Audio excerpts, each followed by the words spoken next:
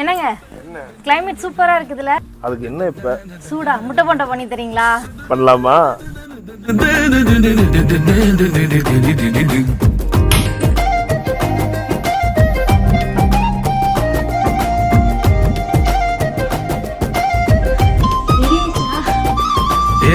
நெஞ்சு குழி தொட்டு போகிற அடி அலையே அலையே கண்ணு மொழி வாங்கி ஓடுற. ஓ பஞ்சாரத்தை போட்டு மூடுற இந்த மயில மயில பத்த வச்சு நின்னு பாக்குற.